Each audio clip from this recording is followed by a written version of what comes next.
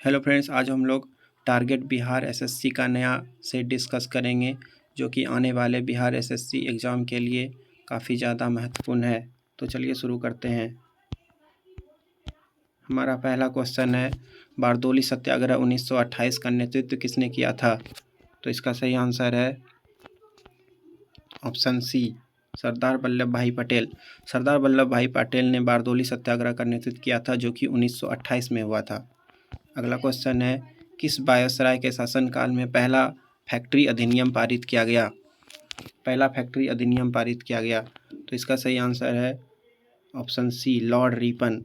Lord Ripon के समय ही पहला फैक्ट्री अधिनियम शुरू किया गया था, जो कि 1881 में शुरू किया गया था। अगला क्वेश्चन, बाइकोम सत्याग्रह 1924 से 1925 कहाँ चलाया गया? बाइकोम सत्याग्रह, तो इसका सही आंसर है ऑप्शन ए, केरल। बाइकोम सत्याग्रह केरल में हुआ था।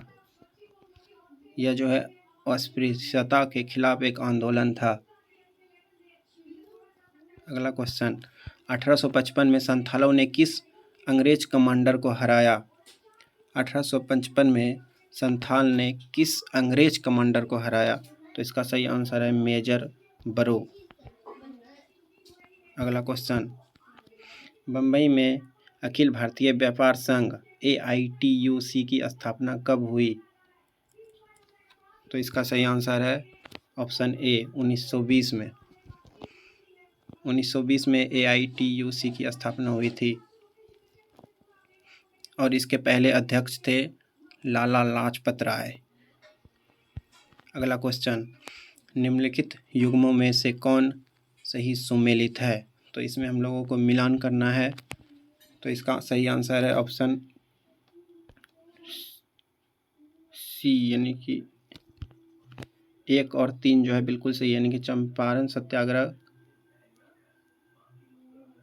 महात्मा गांधी ने किया था और खेड़ा सत्याग्रह सरदार वल्लभ भाई पटेल ने इसका नेतृत्व किया था। अगला क्वेश्चन, कलिंग युद्ध की विजय तथा क्षत्रियों का वर्णन अशोक के किस शिलालेख में है?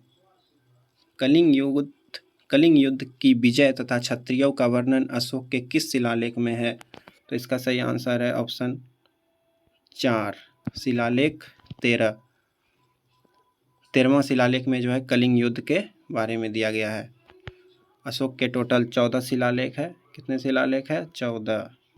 अगला क्वेश्चन, कौटिल्य द्वारा रचित अर्थशास्त्र कितने अधिकरणों में विभाजित है? तो इसका सही आंसर है ऑप्शन 4, यानी कि 15। कौटिल्य द्वारा रचित अर्थशास्त्र 15 अधिकरणों में विभाजित है। 9वां क्वेश्चन, विजयनगर साम्राज्य अपने उद्भव के लिए आभारी है। विजयनगर साम्राज्य अपने उद्भव के लिए आभारी है। इसका सही आंसर है ऑप्शन 4, ऑप्शन डी, यानी कि राजा चोल का। 11वां क्वेश्चन, 1565 में कौन सा प्रसिद्ध युद्ध हुआ था? आइए ऑप्शन देखते हैं इसका। 1565 में कौन सा युद्ध हुआ था? तो तालीकोटा का युद्ध। तालीकोटा का युद्ध कब हुआ था? 1565 में। यह जो है दक्कन के सुल्तान और विजयनगर साम्राज्य के बीच लड़ा गया था 26 जनवरी 1565 को। पानीपत का कब हुआ था? पानीपत का 1526 और खानवा का 1527 में। अगला क्वेश्चन, भारत के उपराष्ट्रपति के संबंध में कौन सा कथन औसत है? इसमें चेक करना है कि कौन सा कथन गलत है। तो इसका सही आंसर है ऑप्शन बी, उपराष्ट्रपति का चुनाव भारत का राष्ट्रपति करता है। ये कथन जो है औसत है, बाकी सारे कथन जो है सही है, बस दूसरा जो कथन है वो गलत है।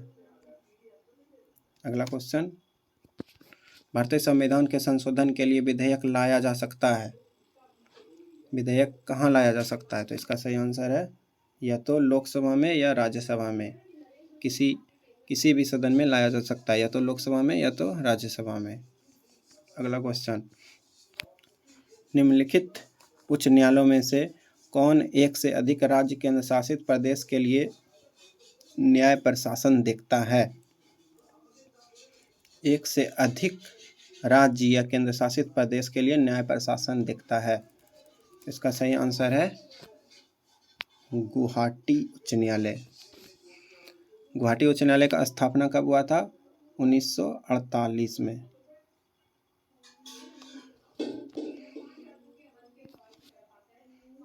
अगला क्वेश्चन, अगर भारत के राष्ट्रपति के चुनाव में कोई विवाद हो तो उस विवाद को सौंपा जा सकता है। विवाद को सौंपा जा सकता है, किसको सौंपा जा सकता है?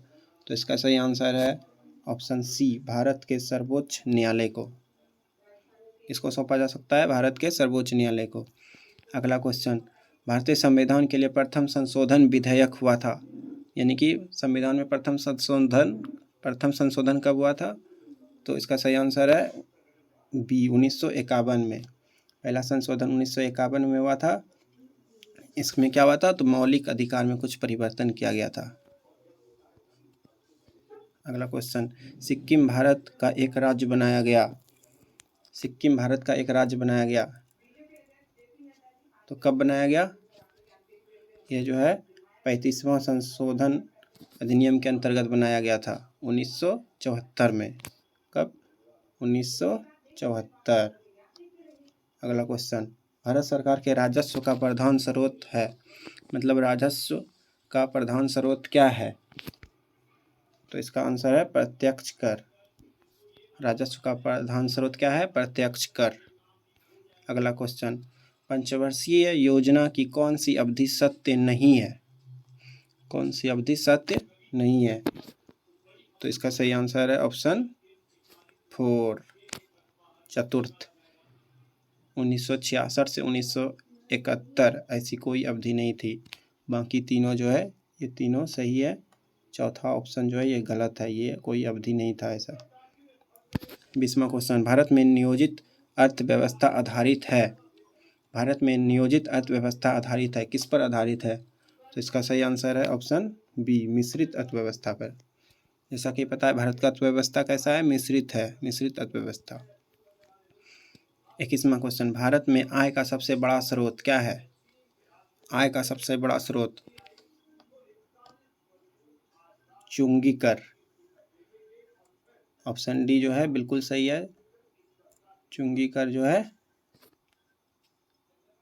ये आय का सबसे बड़ा स्रोत है।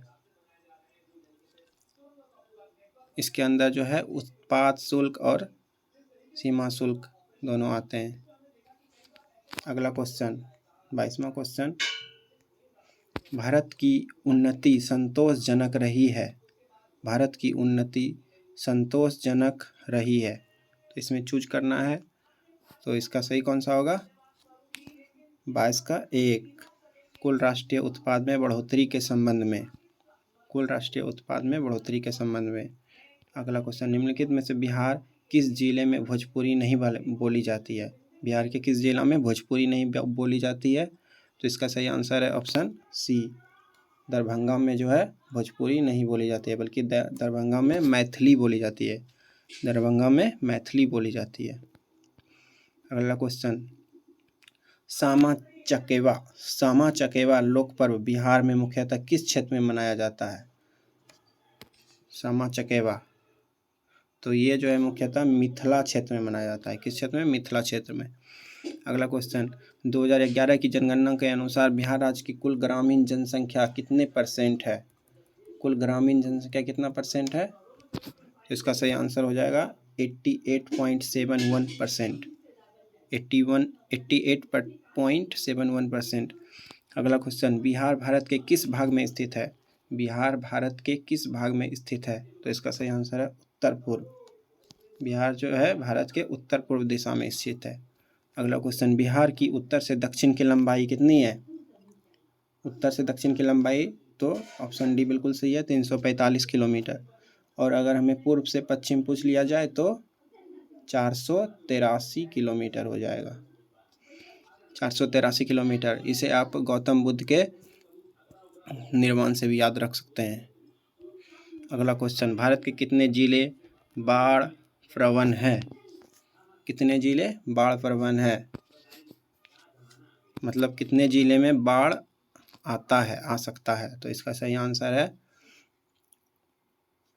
15, यानी कि 15 जिले में बाढ़ आ सकता है। अगला क्वेश्चन, त्रिवेणी नहर का संबंध किस नदी से है? त्रिवेणी नहर का संबंध किस नदी से है? तो इसका सही आंसर है गंडक नदी से। ऑप्शन बी बिल्कुल सही है। अगला क्वेश्चन, निम्नलिखित में से कौन सौरमंडल का भाग नहीं है? कौन जो है सौरमंडल का भाग नहीं है? तो इसका सही आंसर है नीहारिका। नीहारिका जो है सौरमंडल का भाग नहीं है, बल्कि इसमें तारों का निर्माण होता है। 31वां क्वेश्चन, मंगल एवं बृहस्पति ग्रहों के मध्य सूर्य की परिक्रमा करने वाले खगोलीय पिंड को क्या कहते हैं?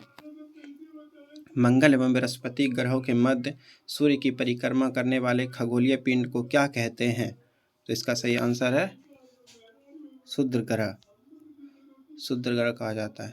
अगला क्वेश्चन, वह काल्पनिक रेखा जो पृथ्वी को 2 भागों में बांटती है, पृथ्वी को 2 भागों में बांटती है, क्या कहलाती है? पृथ्वी को 2 भाग में बांटती है, उसको क्या बोलते हैं? तो भूमध्य रेखा। भूमध्य रेखा के ऊपर में कर्क रेखा होता है और नीचे में मकर रेखा होता है। ऊपर में कर्क और नीचे मकर रेखा।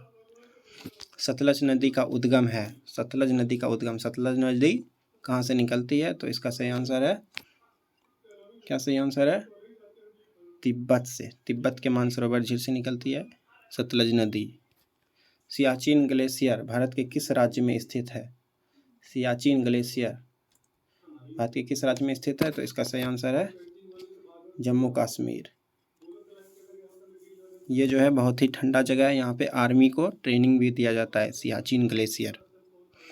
भारत की तटरेखा की लंबाई कितनी है? भारत की तटरेखा की लंबाई कितनी है? तो इसका एग्जैक्ट आंसर है 7516.6 किलोमीटर। सबसे ज़्यादा तटरेखा की लंबाई किस राज्य का है? तो गुजरात। कहाँ का है? तो गुजरात का। बिहार में वैशाली की नगर बधू आम्रपाली किसके शासनकाल में थी? बिहार में वैशाली की नगर बधू आम्रपाली किसके शासनकाल में थी?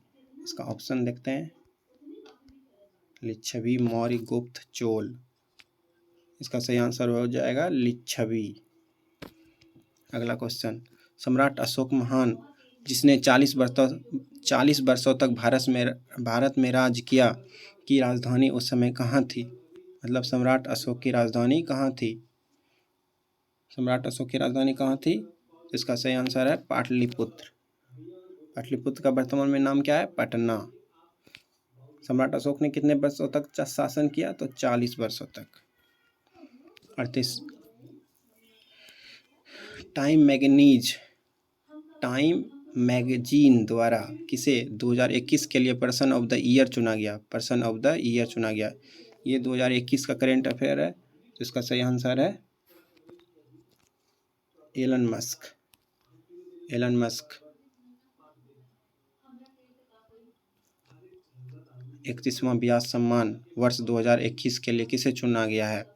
31वां व्यास सम्मान किसको दिया जाएगा? तो इसका सही आंसर है, क्या सही आंसर है? 39 का 4 हो जाएगा, असगर वजाहत। असगर वजाहत। अगला क्वेश्चन, वर्ष 2022 के अंत तक निजी space company Skyroot aerospace ने भारत के पहले निजी रॉकेट को लॉन्च करने की घोषणा की है, जिसका नाम क्या है? भारत का पहला निजी रॉकेट, उसका नाम क्या है? तो उसका सही आंसर है विक्रम फर्स्ट। ये जो है निजी रॉकेट है। अगला क्वेश्चन, निम्नलिखित में से किस देश को अंतर्राष्ट्रीय समुद्री संगठन IMO परिषद में 2 साल 2022-23 के लिए पुनः सदस्य चुना गया है? तो इसका सही आंसर है भारत। भारत को 2 साल के लिए पुनः सदस्य चुना गया है। किसका सदस्य? तो अंतर्राष्ट्रीय समुद्री संगठन IMO का। वर्ष 2021 से 2025 तक के कार्यकाल के लिए किस देश को यूनेस्को का कार्यकारी सदस्य चुना गया है? वर्ष 2021 से 25 तक के कार्यकाल के लिए किस देश को यूनेस्को का कार्यकारी सदस्य चुना गया है? तो इसका सही आंसर हो जाएगा भारत। राइडर कप किस खेल से खिलाड़ियों को दिया जाता है? राइडर कप किस खेल के खिलाड़ियों को दिया जाता है? तो इसका सही आंसर हो जाएगा गोल्फ। राइडर कप गोल्फ के खिलाड़ी को दिया जाता है। अगला क्वेश्चन, निम्नलिखित में से कौन सा भारत का जुड़वां शहर नहीं है? भारत का जुड़वां शहर नहीं है, बताइए कौन है जुड़वां? तो त्रिशूर और तिरुवल्ला ये दोनों जुड़वा नहीं है। बाकी कटक और भुवनेश्वर ये भी जुड़वा है। अहमदाबाद और गांधीनगर ये भी जुड़वा है। हुबली और धारवाड़ ये भी जुड़वा शहर बोला जाता है। अगला क्वेश्चन, प्रित्कर पुरस्कार एक अंतर्राष्ट्रीय पुरस्कार है जो डैश के क्षेत्र में किए गए योगदान को सम्मान देने के लिए दिया जाता है। यानी कि पुलित्जर पुरस्कार किस क्षेत्र में दिया जाता है? किस क्षेत्र में दिया जाता है? तो वास्तुकला के क्षेत्र में। अगला क्वेश्चन, हमारे देश में वन महोत्सव दिवस कब मनाया जाता है? वन महोत्सव दिवस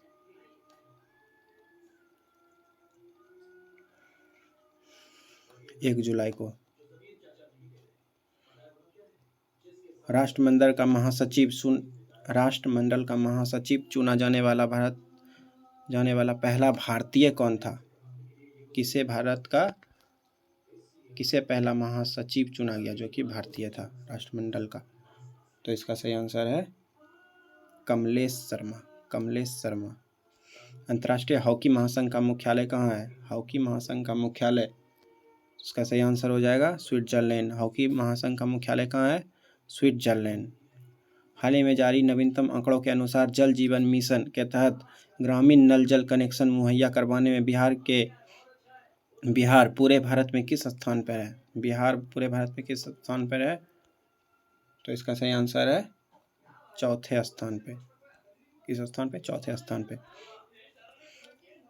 हाल ही में लिखित पुस्तक the dream of revolution a biography of Jayaprakash Narayan पुस्तक के लेखक कौन है? A biography of Jayaprakash Narayan पुस्तक के लेखक कौन है? राइटर कौन है? तो इसका सही आंसर है सुजाता प्रसाद और कमलेश सिंह। ये दोनों जो है a biography of Jayaprakash Narayan के लेखक हैं। अगला क्वेश्चन देखते हैं। अब साइंस का क्वेश्चन है।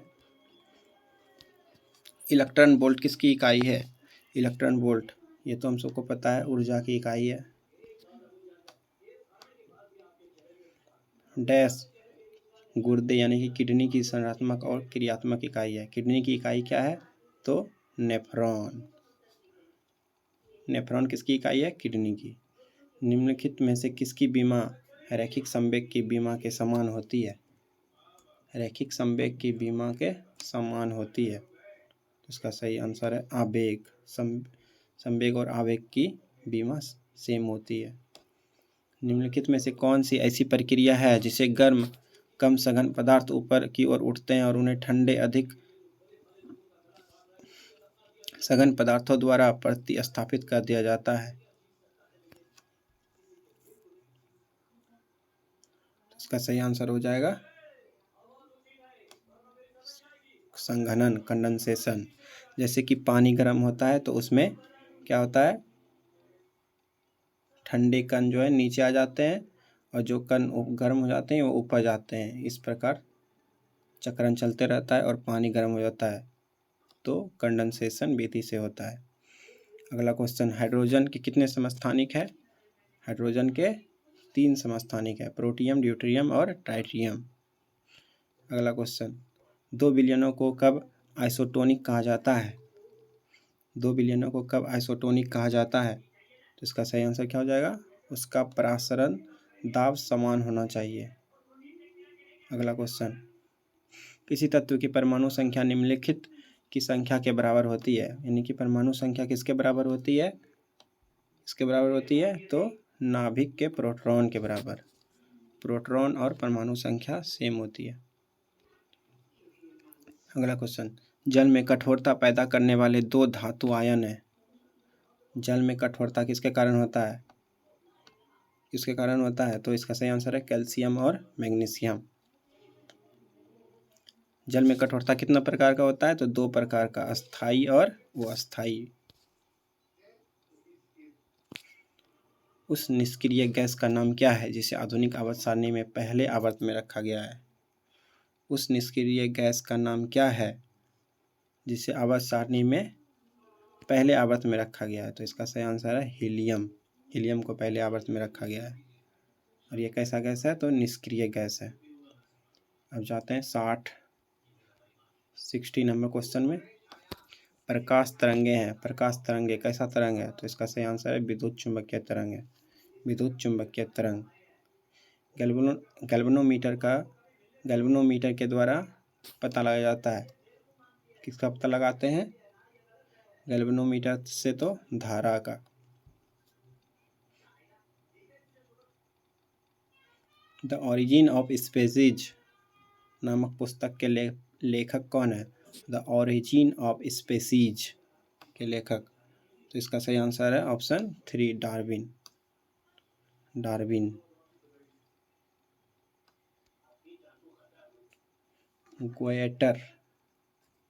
गोएटर अथवा थायराइड ग्रंथि का अस्वाभाविक वृद्धि निम्न की कमी से होता है। वृद्धि किसकी कमी से होता है? किसकी कमी से होता है?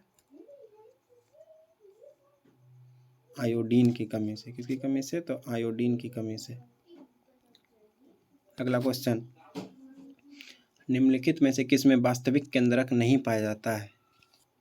वास्तविक केंद्रक नहीं पाया जाता है तो जीवाणु में वास्तविक केंद्रक नहीं पाया जाता है, क्योंकि ये एक कोशिकीय जीव होता है। कैसा जीव होता है? एक कोशिकीय जीव।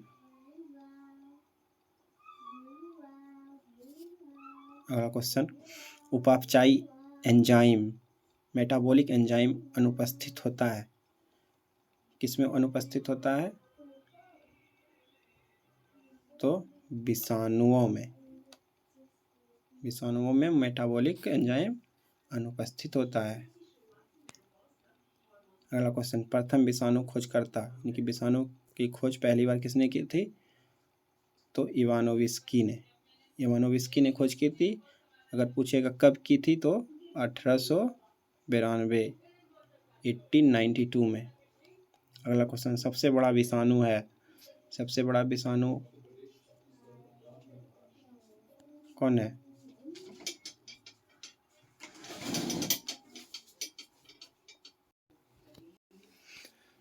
सबसे बड़ा विषाणु पॉक्स विषाणु है, जिसको चिकन पॉक्स भी बोला जाता है, छोटी माता भी बोला जाता है।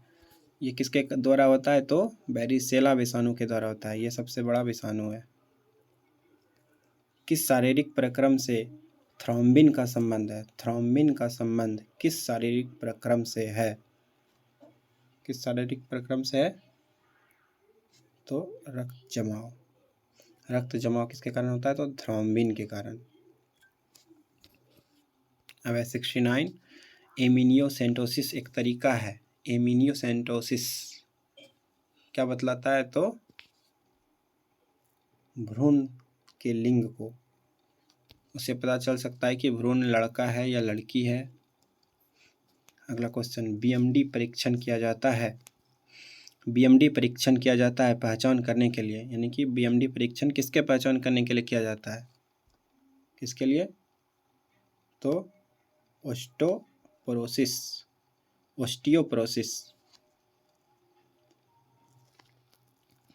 जो कि एक बुखार होता है।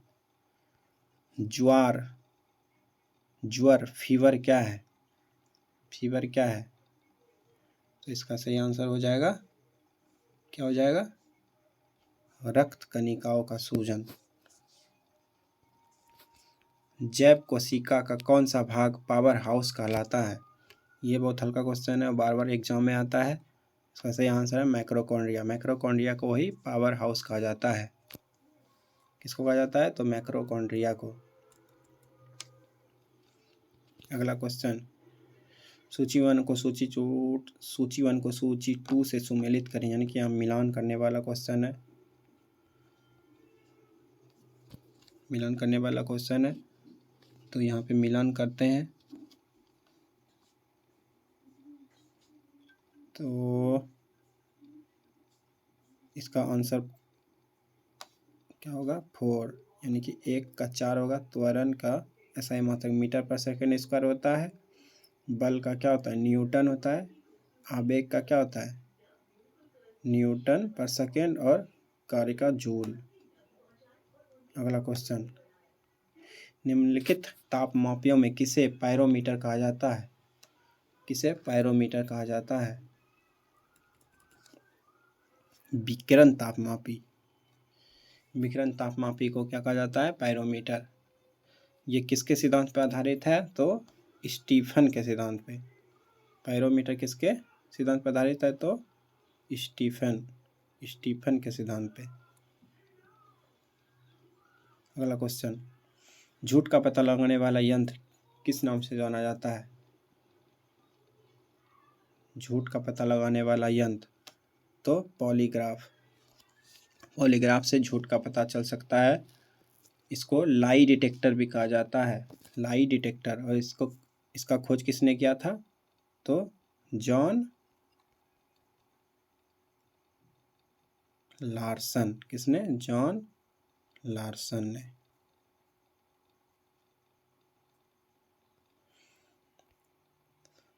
सेवेंटी 76, यहाँ से मैथ का प्रश्न स्टार्ट होता है। तो मैथ हम लोग इसमें डिस्कस नहीं करेंगे, यहाँ बस जीके और साइंस को डिस्कस करेंगे। Thank you.